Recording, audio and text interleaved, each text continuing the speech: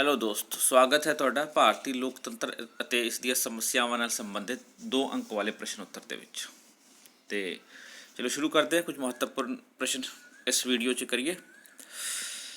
Number 1 ਪ੍ਰਸ਼ਨ ਹੈ, ਭਾਰਤ ਵਿੱਚ ਬਹੁਦਲੀ ਪ੍ਰਣਾਲੀ ਸੰਸਦੀ ਸਰਕਾਰ ਲਈ ਕਿਵੇਂ ਚੁਣੌਤੀ ਹੈ?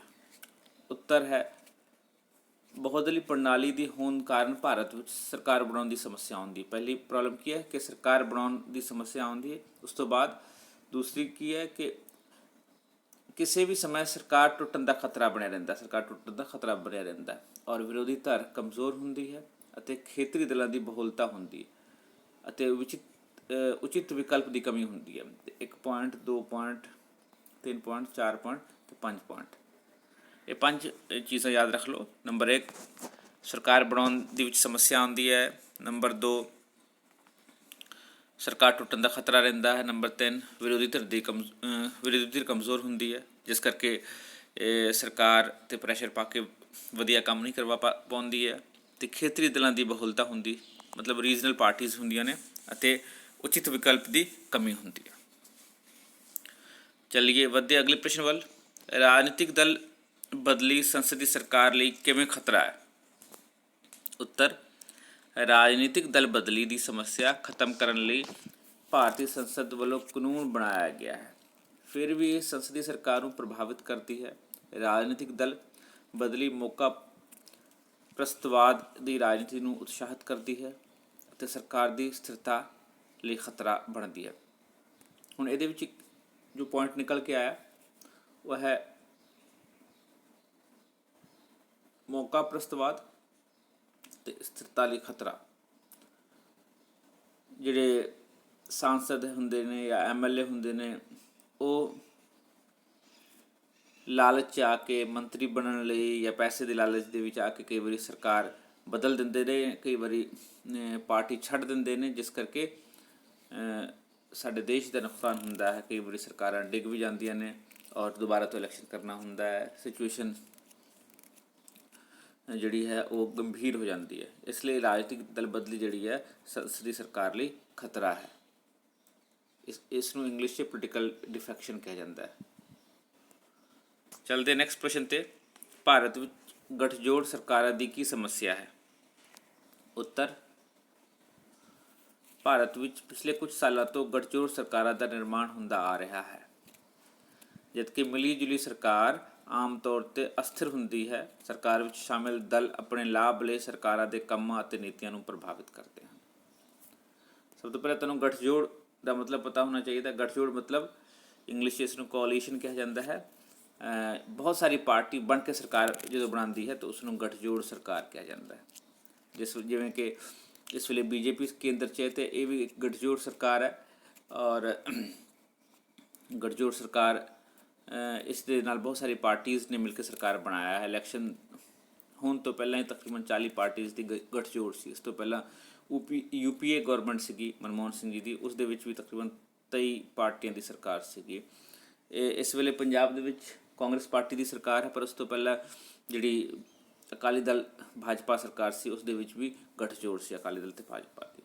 ਅਤੇ ਜਿਹੜੀ ਗੱਠਜੋੜ ਸਰਕਾਰ ਹੁੰਦੀ ਹੈ ਉਹ ਬੇਸਿਕਲੀ ਆਪਣੇ ਆਪਣੇ ਮਤਲਬ ਲਈ ਸਾਰੀ ਪਾਰਟੀਜ਼ ਇਕੱਠੀ ਹੋਈ ਹੁੰਦੀ ਹੈ ਔਰ ਮਿਲੀ ਜੋ ਸਰਕਾਰ ਆਮ ਤੌਰ 'ਤੇ ਇਸ ਨੂੰ ਅਸਥਿਰਤਾ ਦਿੰਦੀ ਹੈ, ਯਾਨੀ ਕਿ ਕਦੇ ਵੀ ਸਰਕਾਰ ਦੇ ਡਿੱਗਣ ਦਾ ਖਤਰਾ ਰਹਿੰਦਾ ਹੈ ਔਰ ਜਿਹੜੇ ਸ਼ਾਮਿਲ ਦਲ ਹੁੰਦੇ ਉਹ ਆਪਣੇ ਲਾਭ ਲਈ ਕੰਮ ਕਰਦੇ ਆ ਔਰ ਸਰਕਾਰ ਦੇ ਕੰਮਾਂ ਨੂੰ, ਨੀਤੀਆਂ ਨੂੰ ਪ੍ਰਭਾਵਿਤ ਕਰਦੇ ਆ।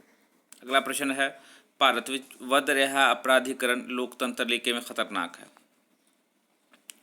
ਅਤੇ ਭਾਰਤ ਵਿੱਚ ਚੋਣਾਂ ਸਮੇਂ ਅਪਰਾਧਿਕ ਪਿਛੋਕੜ ਵਾਲੇ ਵਿਅਕਤੀਆਂ ਦਾ ਪੂਰਾ ਬੋਲਬਾਲਾ ਹੁੰਦਾ ਹੈ। ਇਹ ਵਿਅਕਤੀ ਚੋਣਾਂ ਦੇ ਸਮੇਂ ਪੂਰੀ ਹਿੰਸਾ ਕਰਦੇ ਹੈ, ਹਿੰਸਾ ਨੂੰ ਬੜਾਵਾ ਮਿਲਦਾ ਇਸ ਤੋਂ। ਫਿਰ ਸੰਸਦ ਅਤੇ ਵਿਧਾਨ ਸਭਾਵਾਂ ਵਿੱਚ ਪਹੁੰਚ ਕੇ ਅਪਰਾਧੀਕਰਨ ਨੂੰ ਬੜਾਵਾ ਦਿੰਦੇ ਹਨ ਅਤੇ ਲੋਕਤੰਤਰ ਲਈ ਹਾਨੀਕਾਰਕ ਹੈ। ਅਪਰਾਧੀ ਪ੍ਰਵਿਰਤੀ ਦੇ ਲੋਕ, ਅਪਰਾਧੀ ਛਵੀ ਦੇ ਲੋਕ ਇਲੈਕਸ਼ਨ ਦੇ ਵਿੱਚ ਹਰ ਤਰ੍ਹਾਂ ਦਾ ਹੱਥਕੰਡਾ ਅਪਣਾਉਂਦੇ ਜਿੱਤਣ ਲਈ। ਇਸ ਤਰ੍ਹਾਂ ਇਹ ਭਾਰਤੀ ਲੋਕਤੰਤਰ ਲਈ ਅਪਰਾਧਿਕ ਜਿਹੜੇ ਪ੍ਰਿਸ਼ਠ ਭੂਮੀ ਦੇ ਲੋਕ ਖਤਰਨਾਕ ਹੈਗੇ ਅਤੇ ਇਹ ਇੱਕ ਖਤਰਨਾਕ ਸਿਚੁਏਸ਼ਨ ਹੈ ਭਾਰਤੀ ਲੋਕਤੰਤਰ ਲਈ। ਜਾਤੀਵਾਦ ਦੇ ਲੋਕਤੰਤਰ ਉੱਪਰ ਪ੍ਰਭਾਵ ਦੱਸੋ। ਜਾਤੀਵਾਦ ਜਿਹੜਾ ਹੈ ਸਾਡੇ ਲੋਕਤੰਤਰ ਨੂੰ, ਸਾਡੇ ਚੁਣਾਵ ਪ੍ਰਕਿਰਿਆ ਨੂੰ ਬਹੁਤ ਪ੍ਰਭਾਵਿਤ ਕਰਦਾ ਹੈ। ਐਕਚੁਅਲੀ ਜਾਤੀ ਦੇ ਆਧਾਰ 'ਤੇ ਪਾਰਟੀਆਂ ਬਣੀਆਂ ਹੈਗੀਆਂ। ਅੱਜ ਭਾਰਤ ਵਿੱਚ ਅਨੇਕਾਂ ਰਾਜਨੀਤਿਕ ਦਲ ਹਨ ਜੋ ਕਿ ਜਾਤੀ ਦੇ ਆਧਾਰ 'ਤੇ ਬਣੇ ਹਨ, ਜਿਵੇਂ ਕਿ ਬਹੁਜਨ ਸਮਾਜ ਪਾਰਟੀ DMK। ਕਈ ਤਾਂ BJP ਨੂੰ ਵੀ ਅਪਰ ਕਾਸਟ ਹਿੰਦੂ ਪਾਰਟੀ ਮੰਨਦੇ ਆ, ਕਿਉਂਕਿ ਉਹ ਜ਼ਿਆਦਾ ਅਪਰ ਕਾਸਟ ਹਿੰਦੂ ਦੀ ਗੱਲ ਕਰਦੇ ਆ। SC STs ਜਿਹੜੇ ਹਿੰਦੂ ਹੈਗੇ ਉਹਨਾਂ ਦੀ ਗੱਲ ਤੇ ਹੁੰਦੀ ਹੀ ਨਹੀਂ। ਜਾਤੀ ਅਤੇ ਮਤਦਾਨ ਵਿਵਹਾਰ, ਲੋਕ ਚੋਣਾਂ ਦੇ ਸਮੇਂ ਉਮੀਦਵਾਰਾਂ ਦਾ ਜਾਤ ਅਤੇ ਨਾਮ ਦੇਖ ਕੇ ਵੋਟ ਪਾਉਂਦੇ ਹਨ ਅਤੇ ਇਸ ਤਰ੍ਹਾਂ ਵੋਟਰ ਵੀ ਕੀ ਕਰਨ, ਜਾਤ ਨੂੰ ਹੀ ਪਹਿਲ ਦਿੰਦੇ ਹਨ, ਉਮੀਦਵਾਰਾਂ ਦੀ ਯੋਗਤਾ ਅਤੇ ਇਮਾਨਦਾਰੀ ਨਹੀਂ ਵੇਖਦੇ ਹਨ। ਅਤੇ ਇਸ ਪ੍ਰਕਾਰ ਜਾਤੀ ਜਿਹੜਾ ਹੈ ਉਹ ਵੋਟ ਨੂੰ, ਰਾਜਨੀਤੀ ਨੂੰ ਬਹੁਤ ਪ੍ਰਭਾਵਿਤ ਕਰਦਾ ਹੈ, ਇਲੈਕਸ਼ਨ ਨੂੰ ਸਪੈਸ਼ਲੀ। ਔਰ ਇੱਕ ਕਿਸਮ ਦੀ ਭਾਰਤ ਦੇ ਵਿੱਚ ਤੇ ਜਾਤੀ ਹੀ ਇੱਕ ਪਾਰਟੀ ਬਣੀ ਹੋਈ ਆਪਣੇ ਆਪ ਦੇ ਵਿੱਚ। ਅਗਲਾ ਪ੍ਰਸ਼ਨ ਹੈ,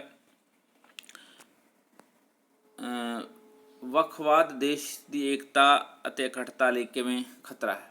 ਅਤੇ ਇਸ ਦੇ ਵਿੱਚ ਸਭ ਤੋਂ ਪਹਿਲਾਂ ਪਤਾ ਹੋਣਾ ਚਾਹੀਦਾ ਵੱਖਵਾਦ ਕੀ ਹੈ। ਵੱਖਵਾਦ ਮਤਲਬ ਦੇਸ਼ ਤੋਂ ਅਲੱਗ ਹੋਣ ਦੀ ਮੰਗ, ਦੇਸ਼ ਤੋਂ ਵੱਖ ਹੋਣ ਦੀ ਮੰਗ।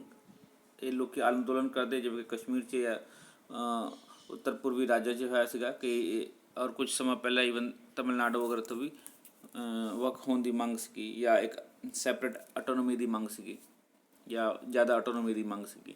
ਇਹ ਵੱਖਵਾਦੀ ਸੰਗਠਨ ਦੇਸ਼ ਦੀ ਏਕਤਾ ਅਤੇ ਅਖੰਡਤਾ ਲਈ ਖਤਰਾ ਹੁੰਦੇ ਹਨ, ਖਤਰਾ ਬਣੇ ਹੋਏ ਹਨ। ਦੇਸ਼ ਦੀ ਏਕਤਾ ਅਤੇ ਅਖੰਡਤਾ ਨੂੰ ਬਣਾਏ ਰੱਖਣ ਲਈ ਅਜਿਹੀ ਅੰਦੋਲਨ ਨੂੰ ਸਖਤੀ ਨਾਲ ਦਬਾਇਆ ਜਾਣਾ ਚਾਹੀਦਾ ਹੈ। ਅਗਲਾ ਪ੍ਰਸ਼ਨ ਹੈ, ਰਾਜਨੀਤਿਕ ਹਿੰਸਾ ਕੀ ਹੁੰਦੀ ਹੈ? ਉਹ ਹਿੰਸਾ ਜੋ ਵਿਸ਼ੇਸ਼ ਰਾਜਨੀਤਿਕ ਉਦੇਸ਼ਾਂ ਦੀ ਪੂਰਤੀ ਲਈ ਕੀਤੀ ਜਾਂਦੀ ਹੈ ਉਸ ਨੂੰ ਰਾਜਨੀਤਿਕ ਹਿੰਸਾ ਕਿਹਾ ਜਾਂਦਾ ਹੈ। ਉਦਾਹਰਨ ਦੇ ਤੌਰ 'ਤੇ ਭਾਰਤ ਦੇ ਉੱਤਰ ਪੂਰਬੀ ਰਾਜਾਂ ਵਿੱਚ ਕੀਤੀਆਂ ਜਾਣ ਵਾਲੀਆਂ ਹਿੰਸਾਤਮਕ ਗਤੀਵਿਧੀਆਂ, ਨਵੇਂ ਰਾਜਾਂ ਦੀ ਮੰਗ ਨੂੰ ਲੈ ਕੇ ਹੋ ਰਹੀਆਂ ਗਤੀਵਿਧੀਆਂ, ਧਾਰਾ 370 ਨੂੰ ਖਤਮ ਕਰਨਾ ਜਾਂ ਨਾਗਰਿਕ ਸੁਧ ਬਿੱਲ ਵਿਰੁੱਧ ਹੋ ਰਹੀ ਹਿੰਸਾ।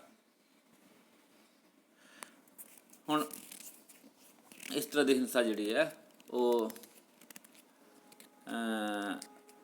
ਰਾਜਨੀਤਿਕ ਹਿੰਸਾ ਹੈ। ਔਰ ਰਾਜਨੀਤਿਕ ਨਾਗਰਿਕਤਾ ਸੋਧ ਬਿੱਲ ਦੀ ਗੱਲ ਇੱਥੇ ਮੈਂ ਜ਼ਰੂਰ ਤੁਹਾਨੂੰ ਮੈਂਸ਼ਨ ਕਰ ਦਾਂਗਾ ਕਿ ਇਹ ਬਿੱਲ ਜਿਹੜਾ ਹੈ ਇੱਕ ਕਮਿਊਨਿਟੀ ਵਿਸ਼ੇਸ਼ ਨੂੰ ਟਾਰਗੇਟ ਕਰਦਾ ਹੈ ਅਤੇ ਇਸ ਤਰ੍ਹਾਂ ਦੇ ਬਿੱਲ ਦਾ ਵਿਰੋਧ ਹੋਣਾ ਵੀ ਜ਼ਰੂਰੀ ਹੈ। ਜਾਂ ਤਾਂ ਸਾਰੇ ਹੀ ਕਮਿਊਨਿਟੀ ਨੂੰ ਇਨਕਲੂਡ ਕੀਤਾ ਜਾਏ ਜਾਂ ਸਪੈਸ਼ਲੀ ਕਿਸੇ ਇੱਕ ਕਮਿਊਨਿਟੀ ਨੂੰ ਟਾਰਗੇਟ ਨਾ ਕੀਤਾ ਜਾਏ। ਇਹ ਅਗਲਾ ਪ੍ਰਸ਼ਨ ਅੱਗੇ, ਵੱਖਵਾਦ ਕੀ ਹੁੰਦੀ ਹੈ? ਅਤੇ ਵੱਖਵਾਦ ਖੇਤਰਵਾਦ ਦਾ ਤਿੱਖਾ ਰੂਪ ਹੈ। ਇਸ ਵਿੱਚ ਕਿਸੇ ਖਾਸ ਖੇਤਰ ਵਿੱਚ ਵਸੇ ਲੋਕ ਭਾਰਤੀ ਸੰਘ ਤੋਂ ਸੁਤੰਤਰ ਹੋ ਕੇ ਇੱਕ ਅਲੱਗ ਸੁਤੰਤਰ ਅਤੇ ਪ੍ਰਭੁਤਾ ਸੰਪੰਨ ਦੇਸ਼ ਦੀ ਸਥਾਪਨਾ ਕਰਨਾ ਚਾਹੁੰਦੇ ਹਨ ਅਤੇ ਇਸੇ ਉਦੇਸ਼ ਦੀ ਪੂਰਤੀ ਲਈ ਉਹ ਅਲੋਕਤੰਤਰੀ ਗਤੀਵਿਧੀਆਂ ਦਾ ਪ੍ਰਯੋਗ ਕਰਦੇ ਆ, ਜਿਸ ਨੂੰ ਵੱਖਵਾਦ ਕਿਹਾ ਜਾਂਦਾ ਹੈ। ਯਾਨੀ ਕਿ ਯਾਦ ਰੱਖਿਓ, ਵੱਖਵਾਦ ਮਤਲਬ ਦੇਸ਼ ਤੋਂ ਅਲੱਗ ਹੋਣ ਦੀ ਮੰਗ ਕਰਦੇ ਨੇ। ਅੱਗੇ, ਜਾਤੀ 'ਤੇ ਆਧਾਰਿਤ ਦਬਾਅ ਸਮੂਹ ਕੀ ਹੁੰਦੇ ਹਨ? ਉੱਤਰ ਹੈ, ਵੱਖ ਵੱਖ ਜਾਤੀਆਂ ਦੁਆਰਾ ਆਪਣੇ ਹਿੱਤਾਂ ਦੀ ਪੂਰਤੀ ਲਈ ਅਨੇਕਾਂ ਹੀ ਦਬਾਅ ਸਮੂਹਾਂ ਦਾ ਨਿਰਮਾਣ ਕੀਤਾ ਗਿਆ ਹੈ ਅਤੇ ਜਿਵੇਂ ਜਨਜਾਤੀ ਸੰਘ, ਜਾਟ ਸਭਾ, ਰਾਮਗੜੀਆ ਸਭਾ, ਅਖਿਲ ਭਾਰਤੀ ਵਾਲਮੀਕੀ ਸਭਾ, ਗੁੱਜਰ ਸਭਾ, ਅਖਿਲ ਭਾਰਤੀ ਹਿੰਦੂ ਮਹਾਸਭਾ, ਬ੍ਰਾਹਮਣ ਸਭਾ, ਰਾਜਪੂਤ ਸਭਾ, ਇਹ ਵੀ ਜਾਤੀ 'ਤੇ ਆਧਾਰਿਤ ਸਭਾ ਨੇ। ਔਰ ਕੁਐਸਚਨ ਬਣਾਉਂਦੇ ਵੇਲੇ ਸਿਰਫ ਇਹ ਜਿਹੜੇ ਪਿਛੜੇ ਲੋਕ ਹੈ ਇਹਨਾਂ ਦੀ ਸਭਾਵਾਂ ਦਾ ਕੁਐਸਚਨ ਨਾਂ ਨਹੀਂ ਹੋਣਾ ਚਾਹੀਦਾ, ਸਾਰਿਆਂ ਦਾ ਨਾਂ ਹੋਣਾ ਚਾਹੀਦਾ। ਪ੍ਰਸ਼ਨ ਪੱਤਰ ਆਪਣੇ ਇਸ ਤਰ੍ਹਾਂ ਦੇ ਆਨਸਰ ਲਿਖਦੇ ਵੇਲੇ ਤੁਹਾਨੂੰ ਪਤਾ ਹੋਣਾ ਚਾਹੀਦਾ। ਅਤੇ ਅਗਲੇ ਲਾਸਟ ਪ੍ਰਸ਼ਨ ਹੈ ਕਿ ਲੋਕ ਲੁਭਾਵਨੇ ਵਾਅਦੇ ਦੀ ਰਾਜਨੀਤੀ ਕੀ ਹੁੰਦੀ ਹੈ? ਲੋਕ ਲੁਭਾਵਨੇ ਵਾਅਦੇ, ਅਗਰ ਲੋਕ ਲੁਭਾਵਨੇ ਵਾਅਦੇ ਦੀ ਗੱਲ ਕਰਦੇ ਤਾਂ ਲਾਸਟ ਇਲੈਕਸ਼ਨ 2014 ਦੇ ਇਲੈਕਸ਼ਨ ਦੇ ਵਿੱਚ ਬੜੇ ਵੱਡੇ ਲੋਕ ਲੁਭਾਵਨੇ ਵਾਅਦੇ ਕੀਤੇ ਗਏ ਸੀਗੇ। ਉਹ ਸਾਰਿਆਂ ਨੂੰ ਪਤਾ, ਹੁਣ ਉਸ ਦੀ ਹਕੀਕਤ ਦਾ ਵੀ ਸਾਰਿਆਂ ਨੂੰ ਪਤਾ ਹੈ। ਅੱਜ ਕੱਲ੍ਹ ਚੋਣਾਂ ਸਮੇਂ ਹਰ ਰਾਜਨੀਤਿਕ ਦਲ ਲੋਕਾਂ ਨਾਲ ਬਹੁਤ ਵੱਡੇ ਵਾਅਦੇ ਕਰਦੇ ਹਨ। ਜਦ ਉਹ ਜਿੱਤ ਜਾਂਦੇ ਹਨ ਤਾਂ ਇਹਨਾਂ ਨੂੰ ਪੂਰਾ ਕਰਨ ਲਈ ਅੰਨ੍ਹੇਵਾਹ ਪੈਸਾ ਖਰਚ ਕਰਦੇ ਹਨ ਅਤੇ ਕਈ ਵਾਰੀ ਉਹ ਇਹ ਵਾਅਦੇ ਪੂਰਾ ਨਹੀਂ ਕਰ ਸਕਦੇ ਹਨ। ਇਹ ਕਰਕੇ ਲੋਕਾਂ ਦਾ ਵਿਸ਼ਵਾਸ ਲੋਕਤੰਤਰ ਤੋਂ ਉੱਠ ਜਾਂਦਾ ਹੈ, ਜੋ ਲੋਕਤੰਤਰ ਲਈ ਠੀਕ ਨਹੀਂ ਹੈ। ਅਤੇ ਲੋਕ ਲੁਭਾਣੇ ਵਾਅਦੇ ਇਸ ਤਰ੍ਹਾਂ ਦੇ ਹੁੰਦੇ ਜਿਸ ਨੂੰ ਆਲਮੋਸਟ ਪੂਰਾ ਕਰਨਾ ਬਹੁਤ ਹੀ ਕਠਿਨ ਹੁੰਦਾ ਜਾਂ ਨਾਮੁਮਕਿਨ ਦੇ ਬਰਾਬਰ ਹੁੰਦਾ ਹੈ।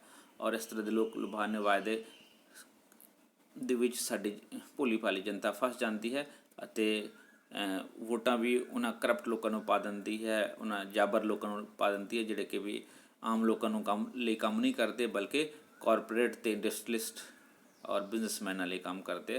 ਅਤੇ ਸਾਡਾ ਦੇਸ਼ ਇਸ ਕਰਕੇ ਹੀ ਪਿੱਛੇ ਜਾ ਰਿਹਾ। ਇਹ ਸੀ ਕੁਛ ਮਹੱਤਵਪੂਰਨ ਪ੍ਰਸ਼ਨ ਸਮੱਸਿਆਵਾਂ 'ਤੇ ਫਿਰ ਮਿਲਦੇ ਅਗਲੇ ਵੀਡੀਓ 'ਤੇ। Till then take care, bye bye, thank you.